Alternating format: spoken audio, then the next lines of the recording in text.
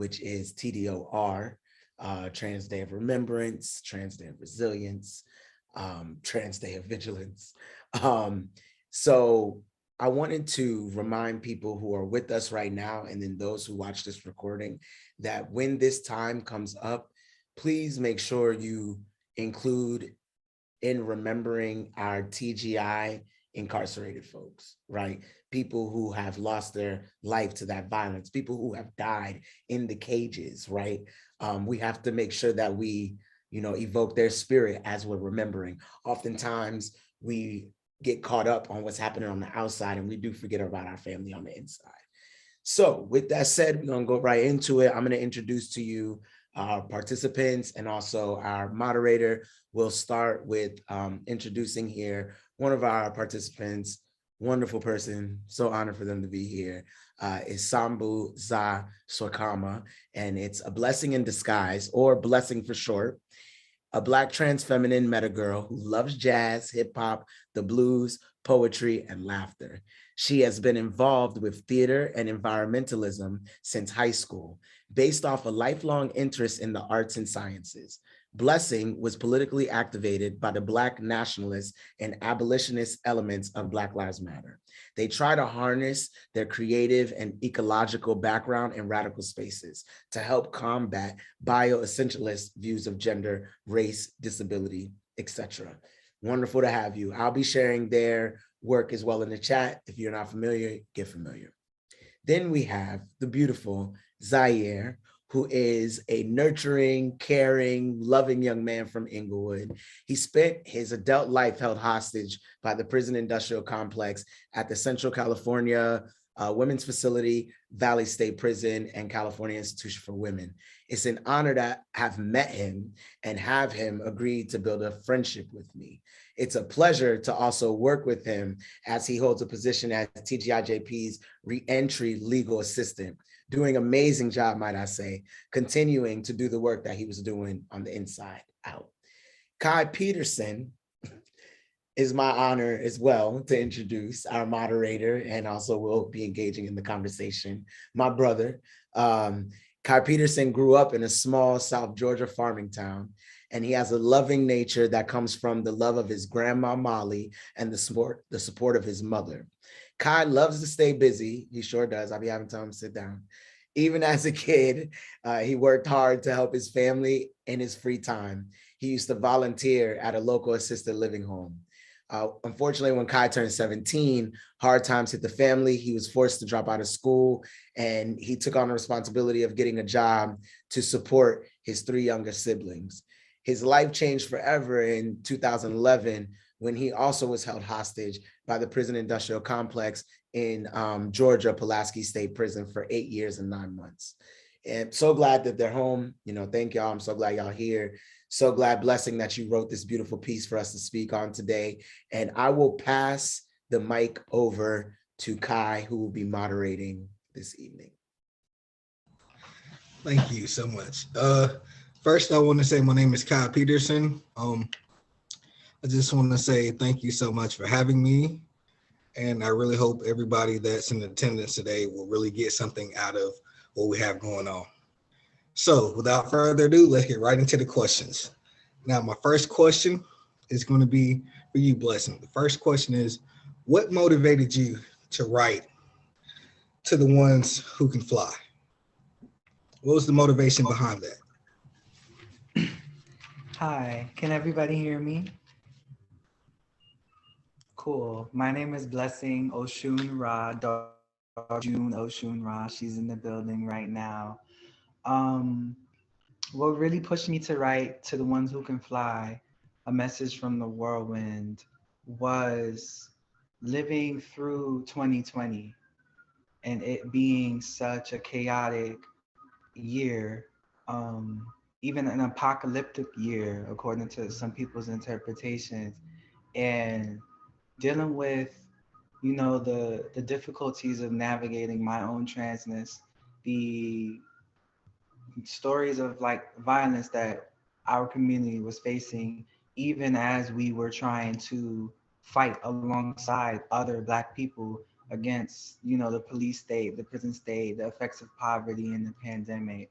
And so this going through this just batshit year of 2020 and watching myself involved in movements, watching Black, queer, and trans people, specifically trans folk, fighting, both here and in Nigeria and in Ghana and in other places. And we're all being targeted by the police and the prisons in a unique way. And knowing that that has been a historical thing, that there's history behind that that needs to be studied and explored, um, that there are legacies reaching back into our African past that go to how Africans structured their societies, which are behind why we're positioned the way we're positioned. It just made me feel like I needed some way to tie all of that together.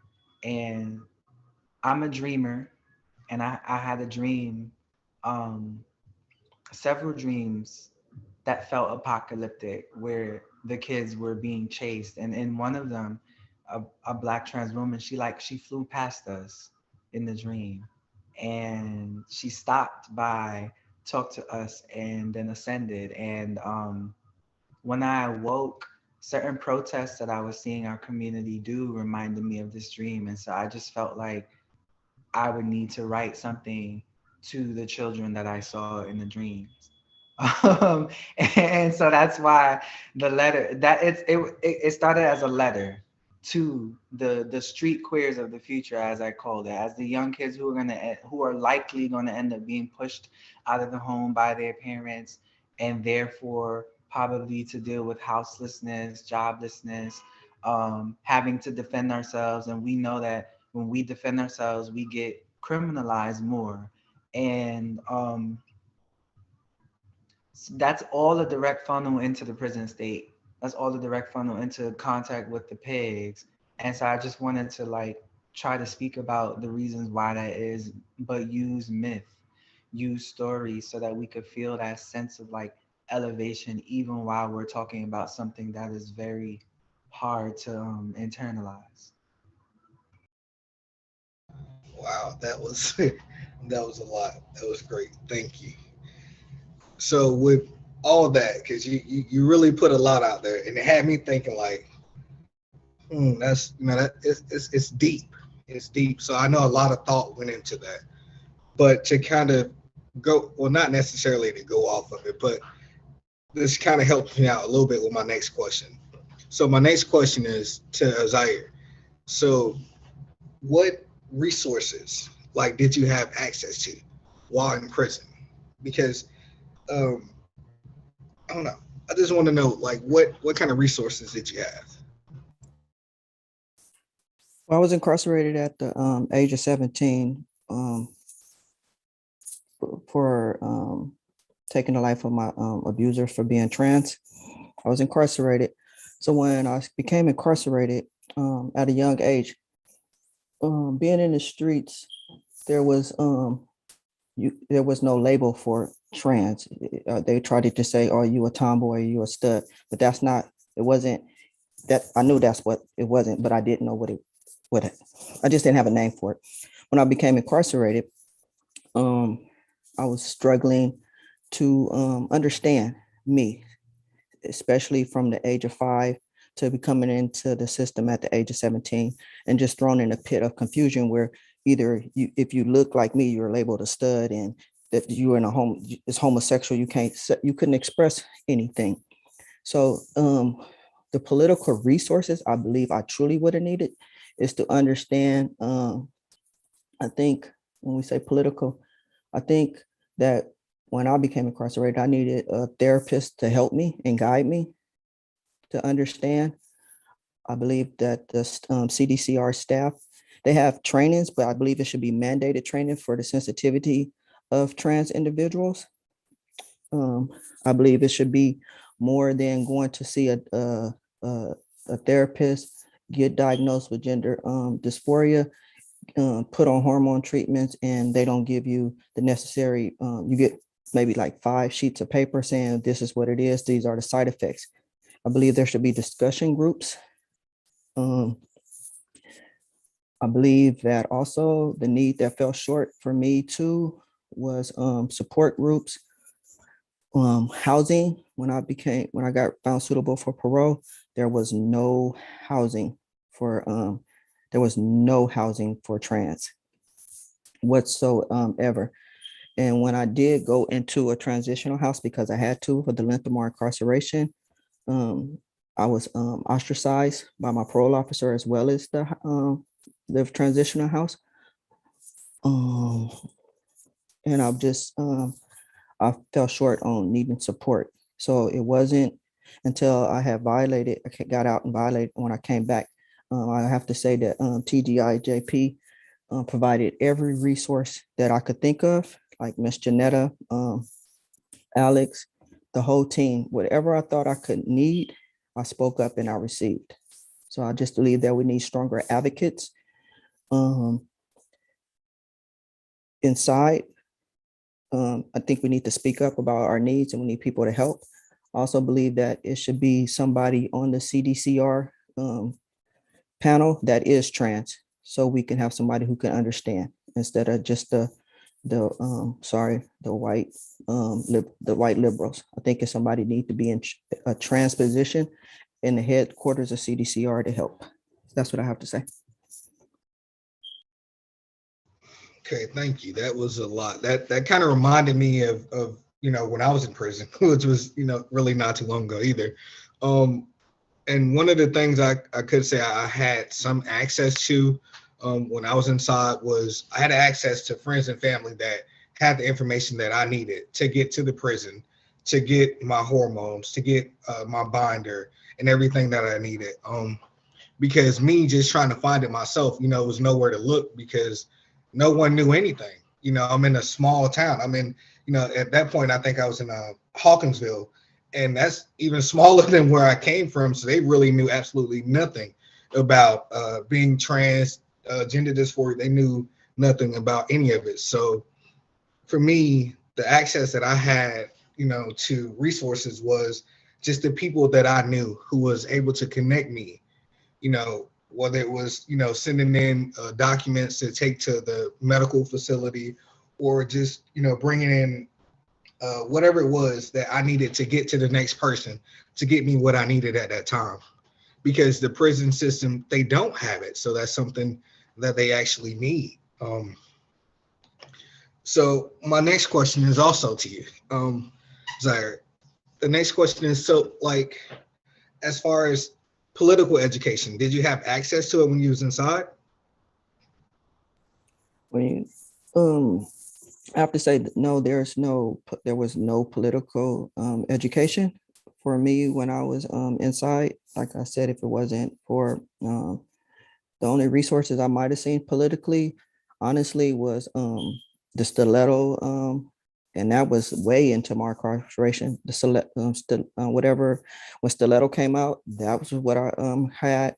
I didn't have the resources like how you had to go back to family or friends because they didn't understand what was going on and they was in their own denial about trans. So I didn't have the resources you did, like how you said when you had the surgery.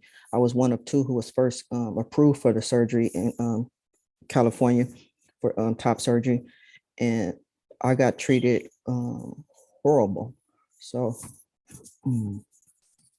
just it wasn't no political. And then when SB 132 came about, all they just said was the trans men are coming to the prison. It wasn't no education behind it. And I believe that's why today that SB 132 is going wayward, because it was lack of education from Sacramento down into the CDCR system. So now we're, as TGI JP, we're passionate about fighting for SB 132. And so now it's like a little more political because of SB 132. I think that brought a big light to it. As far as anything else, no. Okay, so so now I get a better understanding of everything now. I do have a few more questions for you, but I think you kind of broke this one down, but I'm just going to ask anyway.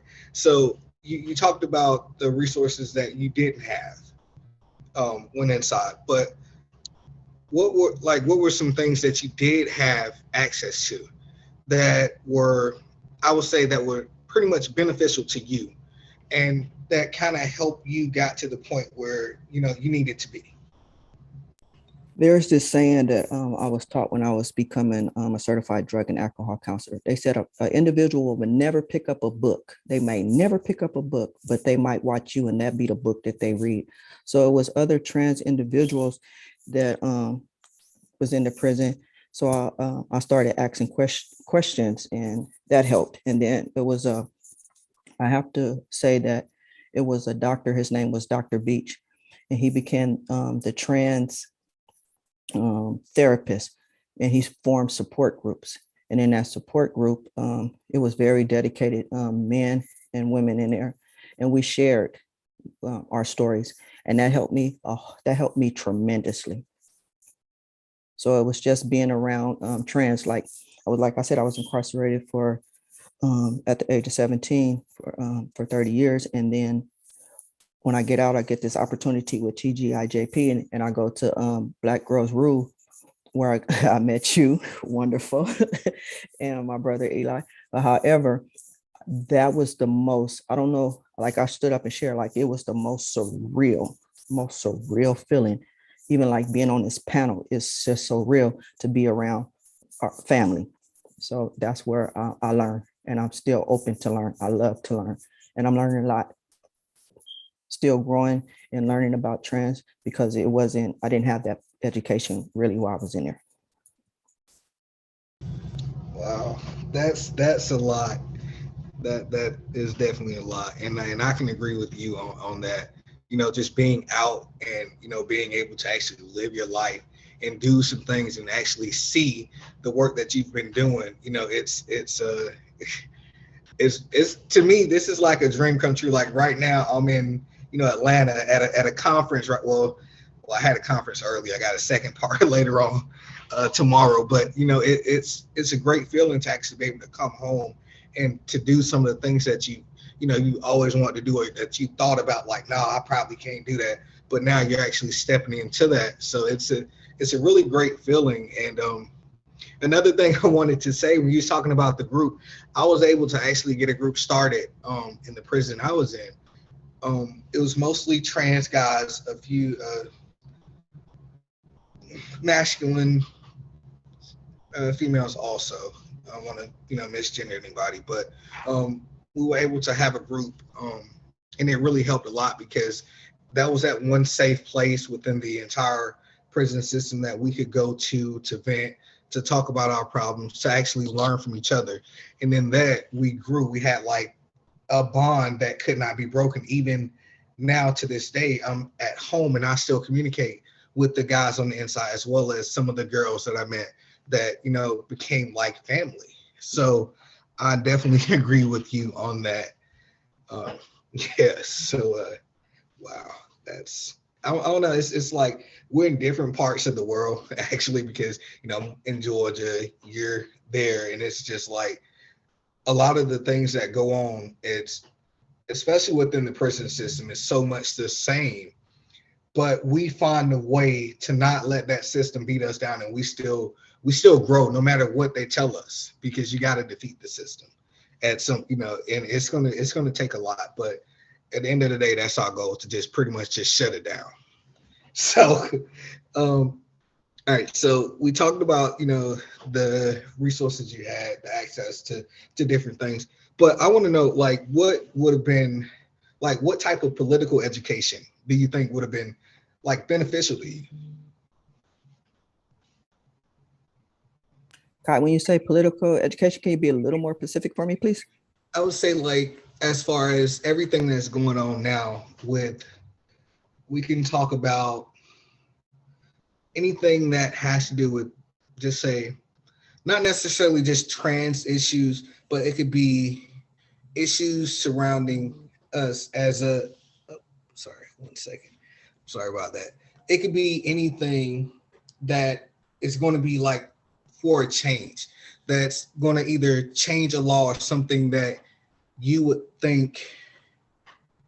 Let me help you, Kai. Okay, yeah. Fine, I Pull got me you. out of this one. No, it's okay, because I also take responsibility. I should have been clear about political education, because political education is different. Popular education is different. When we're talking about political education, we're talking about, I like to use the examples of like Fred Hampton. Fred Hampton used the perfect example, right? You can give people money, right? You can give people all these things, right? But if you're not teaching people about the material, like source of what's happening, if you're not getting to the root, right?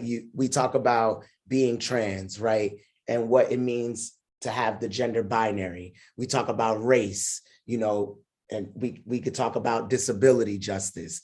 When we talk about political education, that's what we're talking about. You engage in political education. A perfect example is everything around SB 132 is like, there's political education in that, because you're getting people knowledgeable about what it means, right? And to be clear with people, that's the Transgender Respect Agency and Dignity Act. And you're getting people clear that what that's saying is trans people and TGI people on the inside are supposed to be able to self-determine what facility they go to, right? So political education is getting people involved in group study.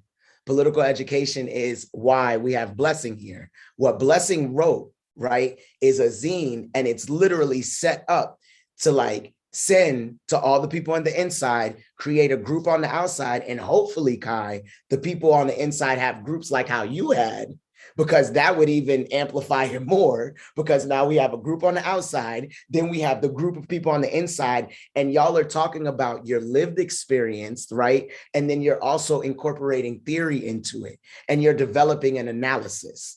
That's what political education is. You're getting, you know how, so for example, we know when we was younger, it's like, oh, we're Black, being Black, you got to be stronger, you got to be this, you got to be that.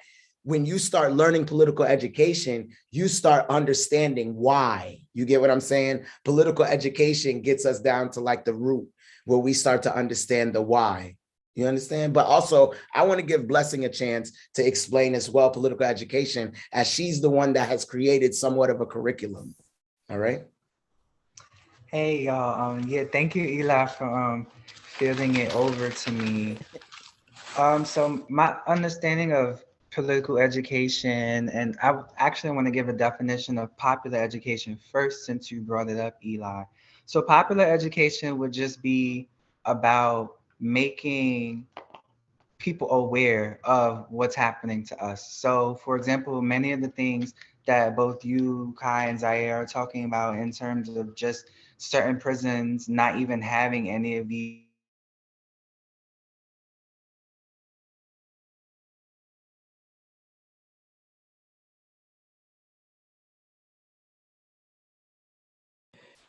The Is it all? transphobia, the transphobia. She'll be back. Okay. It was getting good too. She'll be back. All right, but running back, sis. There you go. There you go. There you go. Wait, it came back. Running back from Running, the top. yeah, The bring that back. transphobia, running back from the top.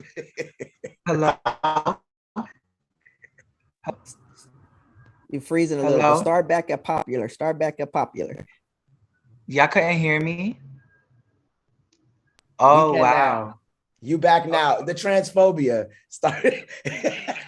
It was just Hello. getting good too. Okay. Yeah, the assigned coons at birth are always trying to ruin shit for us. That's what I call cis people. But anyway, what was I saying? Popular education would be like if the information that you are sharing here, Kai and Zy'aire, about the fact that prisons often don't have resources for trans people. If we were to make like an infographic so that folks on the outside who don't know that become aware of that, that would be popular education. You're making the knowledge popular. You know, it's becoming more spread into the daily like conversations and stuff. Instagram is very good for popular education. But with political education, now you're diving in deeper.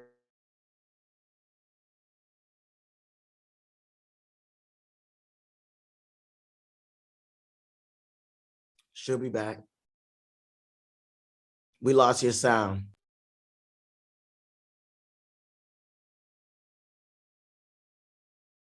acting goofy again. Can y'all Yeah, hear me? yo, yes, we can, but no shade. I promise to you, I believe like you really, every time you start spitting, it silences you. Talk about to be silenced, like literally. Oh my God. So I was Go gonna try. ahead, go ahead. Yeah, yeah. So I'm going to use the message from the Whirlwind as an example when it comes to political education. So my vision for the message from the Whirlwind, or to the ones who can fly, is that people on the inside will form study groups and support groups. So it would be both. It would be support groups where people are just, processing, talking about their own experiences, and then study groups in terms of figuring out a radical analysis of how did we get to where we are now. Why is it that trans defense is criminalized? Why is it that cis sexism, the denial of our transness, of our gender identities, what function does that serve to maintaining society as it is? Those are theoretical questions. And my vision is that people on the inside, people on the outside would both be supporting and studying these things and trading that information along and creating these networks and links where that concrete support, that theoretical study is like circulating. um the letter also has these songs and these references to these myths about people could fly, because in my mind, in the same way that Negro spirituals used to be able to be used to disguise information about the Underground Railroad, I'm thinking that those stories of flight can be used to help people disguise and memorize these conversations about why we are positioned the way we are positioned, And so political education is really about helping us get our consciousness from just looking at the daily lived experience and then linking it to the larger historical, political, and economic and cultural things. And so if people were to read the letter, you would see that it's talking about all of those things. And I'm wondering how people can integrate that with their personal analysis. I have other writings where I'm more so analyzing my personal experience and linking it to that stuff. But with this letter in particular, it was supposed to be like a launching pad for people to use.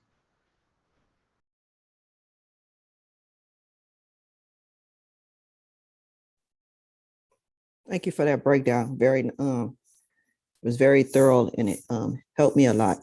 So what to me, how Ky has said, like he started his own group, and that's how it came. I think I expressed earlier that I believe that there's a lot of self-help groups. There's a lot of self-help groups that CDCR approves and go through. I believe that there should be a trans support group, mandatory through CDCR, where any trans can come in and have that self-help, that as you say, study group and support group. So I believe that it need to be pushed. I know how you said between popular and political. I believe that we need to push it, however, to me, popular, so we can get to that political when it comes through CDCR. Like this is what it is. This is what we want, to get to those support and study groups, because it was something I most definitely needed. And when I got out, I have to say I have to thank my brother Eli. First thing, in my text, he sent me a link so I could understand about my trans heritage, and I appreciated that because I didn't have it in there. So like he was like, I think this is some good literature that you can have. So I'll try to study all literature to grow. But let's just be honest, that literature is not inside the state, in the prisons. And I think that literature needs to be pushed inside the state prisons. It needs to be not just we fighting for SB 132, but we fighting for our lives, our trans lives. And I just think that we need to know, I think everybody needs to be educated. Don't just look at this, our expression, understand the journey and the story. Wow, that was again, that was a lot. And Zy'aire, I just want to just say something. The way that I got my group started at the prison was I sent in every piece of information about my condition to the prison to get them to recognize it as something, because it's, oh, it's a mental health condition, or it's this, or that's not real, or we don't believe in that. So I pushed it upon them enough until they saw that, hey, I'm not going to stop, so you're going to have to do something about it. And I think that's going to have to be how it's done, with any state facility, even the federal facilities. We have to push the information upon them and let them know that, hey, we're not going to stop until you do it. So it's pretty much, you're going to have to just stay on them about it. And whether that's calling to the prison until they hang up on you, because that's what my business partner does. She called constantly, she sent emails, and a lot of times they got ignored. But that's one of the things that you have to do, because if not, the Department of Corrections is not going to listen. They're not going to listen to that one person that's inside that prison. Whether it was us or someone else, tell them, hey, I think we need this. It's going to have to come from the outside, and then us on the inside presenting to them what we got from the outside.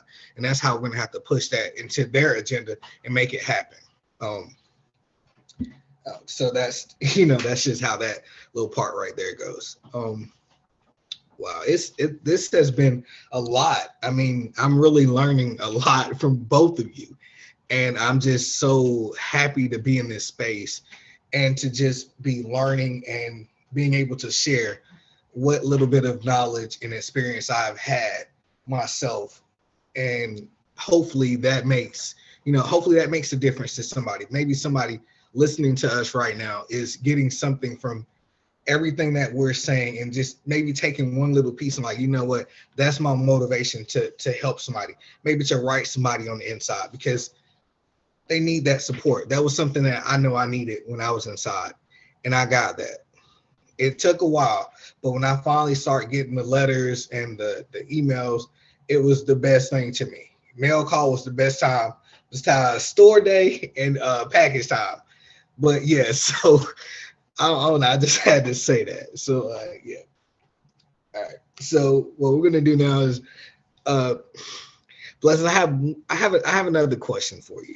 And I was listening to you talking. It's like every time you talk, it really cut out right when you was getting into it. And I was like, but I'm trying to keep my face. I'm trying to just stay, like on where I'm supposed to be. But it's like I really needed to hear that. You're gonna say it again. So my next question, it's not really a long question. It's pretty simple, straight to the point, because that's how I am. I like to be straight to the point. So my next question for you. So, like, what has been like the response from the incarcerated fam? After they heard about the ones who can fly. Like, what have been some things that have been said, or like what's going on with that? That's the stuff I like to hear, because they have a voice to it, and what they say and they feel count, because I was once that person that was on the inside that was trying to get my voice heard on the outside. So yeah, that. Right. So when I first started writing and then eventually getting Message from the Whirlwind to the Ones Who Could Fly published, I actually had to take a hiatus from a lot of the organizing work that I was doing leading up to that. So I had been doing prison writing and support for folks on the inside with the help of some of my comrades prior to that. But once the document was like written and published, I had to fall back because of my own health that I'm still dealing with. I've still been on this hiatus for like a little over a year. But I've been trying to keep in touch with folks on the outside who I know have insider connections, including Truly Press. So Truly Press were the folks who published To the Ones Who Can Fly. And they also helped publish these 4 guidelines that I created to help people know how to properly use the document. It's 4 basic principles: study, solidarity, spirit, and struggle. So the study is the learning part, solidarity is the concrete support part, spirit is having to do with like care and meditation, however that you interpret that, and struggle has to do with when we get to that actual advocacy part where we're confronting the DLC or confronting legislation, or even more broadly, when it gets to that point when the whirlwind does come, which is a symbol for revolution, what does it mean to actually confront our class enemies? You know, and from what I've heard from my comrade who's with Truly, this was earlier in the year. I got to get back into touch with them because, you know, sometimes communication with these teams, it takes a while. But the last time I talked to him, he was saying that they did get requests from the inside for copies of To the Ones Who Can Fly. Um, and so I haven't really heard the feedback yet because of being out of the loop. Hello? But I do know that there are requests out there, and my vision is to just keep getting it into the ear of people on the outside who have those insider connections, so that that can be built. It's an ongoing project. It's not like closed or finished. It's not perfect. It's something that I plan to be working through for the rest of my life. You know, like I said, it was inspired by dreams that I saw of the kids in the future. So I'm gonna be working toward that. You know what I'm saying? So I can't really give like an answer more so than like things are in the process.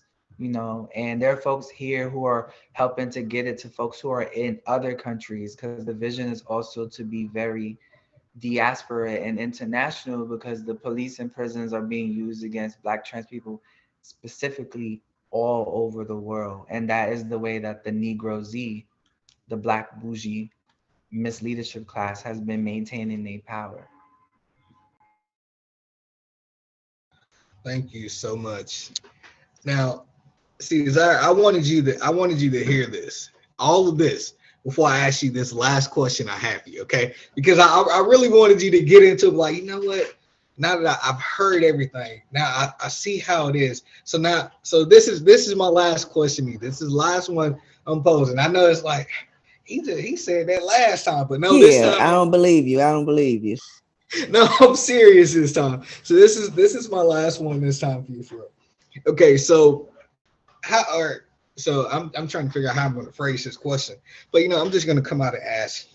So now that you've heard pretty much everything about To the Ones Who Can Fly, what do you think? Like, how's that been for you being on the inside, having that? Like, what kind of how would that have benefited you hearing that when you were on the inside versus hearing it now?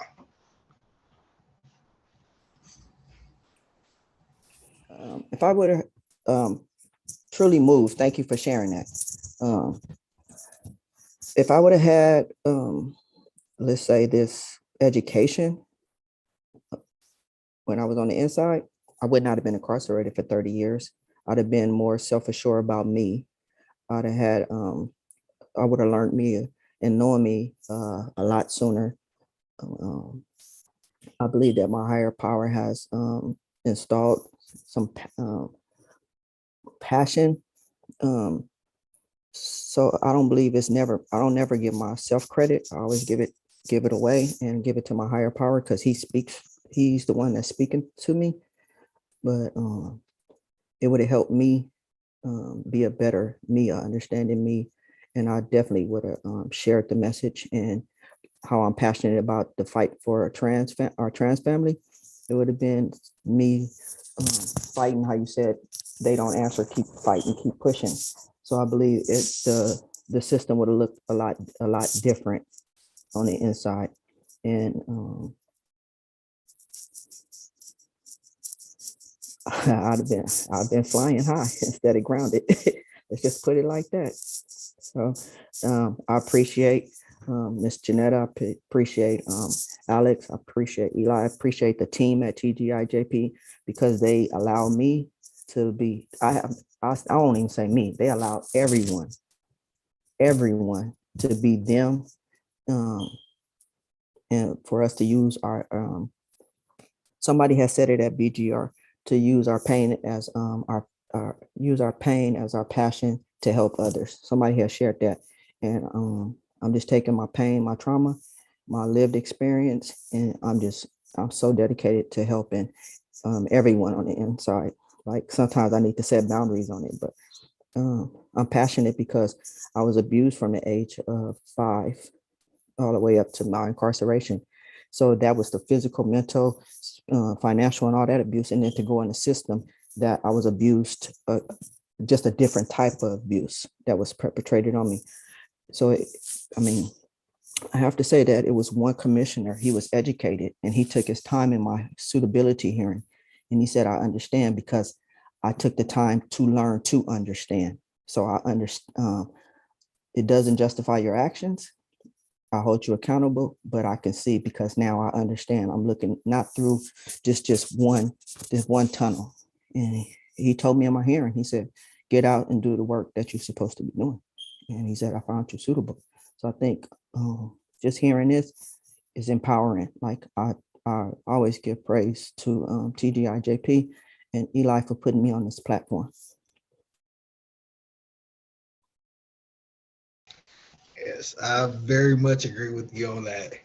Because if it wasn't for Miss Janetta, Darnisha, Eli, Bree, Pinky, all those people in my corner at the time that I needed it, and when I really didn't know what I had going on, I don't know where I would be right now.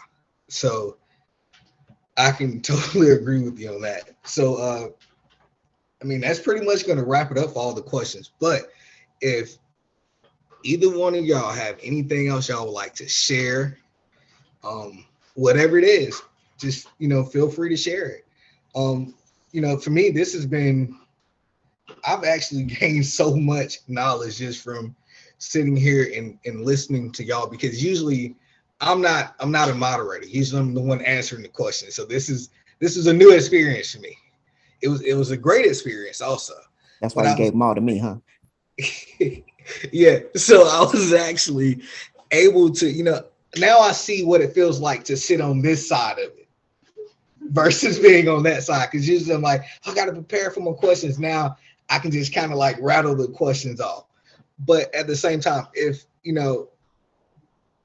I like the opportunities that I have been given. And I know that it's going to take a lot of hard work, a lot of dedication. And I know that the only way that fire isn't going to burn out if I keep pushing myself and that I really love and enjoy what I'm doing. And as you said, Blessing, it's all about that dream.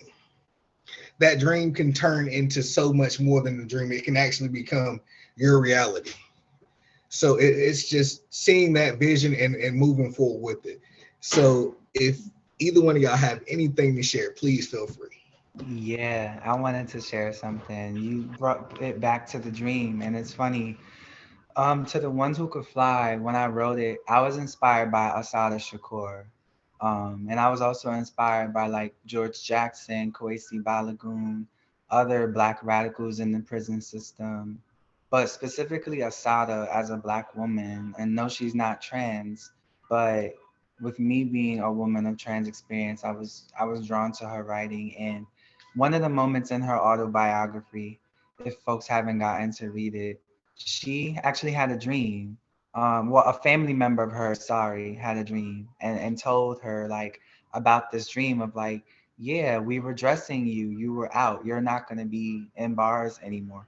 Because she had been held by the state because they accused her of, murdering a cop. Yes, her grandmother. And she said in her autobiography, dreams and reality are opposites, but action synthesizes them. And she took action with help from the members of the Black Liberation Army to turn her grandmother's dream true. And they escaped. They broke her out of prison, and now she's alive and she's in Cuba, and she's no longer held behind bars. But she considers herself a modern Maroon, and the People Can Fly stories were a reference to the Maroons. So when I say that trans people are the people could fly, that's really about talking about us getting out of prison, escaping our chains, and all of these different things. So that's really all I wanted to say.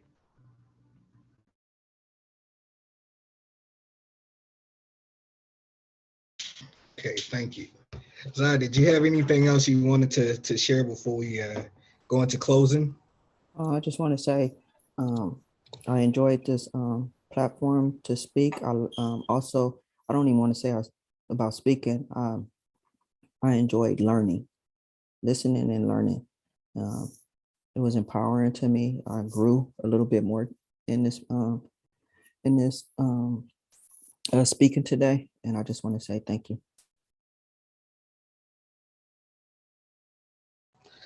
Okay, so I just want to say again, thank you all so much. And I think now I'm going to turn it back over to Eli.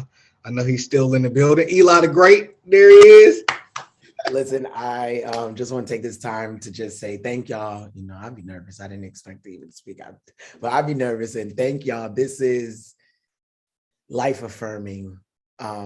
You know, I think, you know, the beautiful thing is we talk about dreams. And when I used to write Ky, I used to dream of what we would do when he come home. And I'm going to cry because I had no idea. One, I'm like a little kid. I just wanted him to be my friend. And like, that's all I really wanted. I was like, I hope you don't think I want nothing from him because I already know how people are giving it up. Like, I literally just want to be your friend because you're a cool dude. And you and Zy'aire are like me. We're goofy, we're silly, we're smiling, we lovable, we're, you know, like teddy bears. You know, y'all remind me so much of myself. And you know, y'all keep thanking me, and you know, it's y'all who I like to thank. Like, it's y'all. You know, I like to remind people when I do receive what is rightful, you know, a praise, that I am nobody without my community. I am only me because of everybody that's around me. I am a reflection of my community. So, you know, this is a moment to shout out Black Trans Media, you know, my first political home, you know, to shout out Devin Lowe, somebody I do a lot of deep work around just freedom and liberation. And, you know, shout out to all the Black trans masculine, Black trans men that I build brotherhoods with, where we don't corroborate each other's nonsense, but rather we're here to hold each other accountable, hold each other in love, and, you know, grow and build. And, you know, shout out to just period, my community, you know, Blessing, you already know this. I've been waiting for this opportunity to do something like this. You know, I watched people use your work and not include you for a very long time. And I wanted to make sure that you knew that, no, your work, it you know, influences me. You know, I waiting to give me a little coin so I could print out a whole bunch of them and send them to my people on the inside. Like, you know, I'm deeply influenced by your work, you know, by your presence, your essence. And I wanted to make sure that you were here, you know, because you said it. It's the power of your own words, the face behind the work. So I just want to thank everybody, Black women radicals. Shout out to y'all for just wanting to link with us and put together this space for, you know, Black TGI people to just really heal, right? Build, grow. Check the chat. There's links in there for y'all to tip people. Please, you know, shoot somebody a little something. We definitely drop massive amounts of knowledge. F the transphobia and the transmisogynoir we experienced, where we literally watched her be silenced during this. Like, fuck that, straight up and down. And yeah, again, make sure tomorrow hold Black, trans, gender variant, intersex people very closely tomorrow. Buy somebody a lunch. Don't ask nothing, just do. Blessing already told us it's the action through Asada. Just do. Tomorrow, just show up and just do. Y'all know what to do. Y'all know what it looks like. Just give somebody something and don't tell them what to do with it. You know what I'm saying? So much love to everybody, and we're out. This was fun. Yay. I feel like I should play music when people leave. I just want to be a DJ so bad. You're actually really good at DJing, just so you know. I had to let you know you're really good at it. Thank you. Thank you. I'm learning. Thank you, everyone. Thank you, everyone, for coming. My baby said, that's right, baby, in the back. This was amazing. We're gonna, I just like 3 minutes. I like long goodbyes. I'm dramatic. Yeah, I really enjoyed this. You did? You had a good time? Yes, it was a lot. I took in a whole lot. But you did a great job, bro. I knew this was your first time moderating. That's why I asked you to do this, and you did a great job. I'm so proud of you. We'll debrief. You did a great job. I'm proud of you. I don't see how, but What you said, Blessing? I was trying to say thank you and shout outs to both Ky and Zy'aire. I really did learn a lot. You know, I've been following you on social media for a little bit, Ky, but you know, I try not to be like just invasive because it's social media and you know I know what you're dealing with, but you know I be trying to retweet because I see you calling out these like nonprofits the way they be using people's image and stuff like that, and I'm always trying to boost, you know, and so I just appreciated your presence and facilitation. It was like very just chill vibes. At first coming into, I was like nervous because I'm like, damn, do I gotta have shit prepared? I was trying to take notes, but then I was just like, you know what? Go easy with it. And y'all's vibe made it like very much like it didn't even need to give all of that. So yeah. If with y'all's consent, am I allowed to cross and share info so that y'all can stay in contact with each other? If I have both of y'all's consent. Okay, boom. So I'll connect y'all directly. Yay, community building. All right, y'all. See y'all later.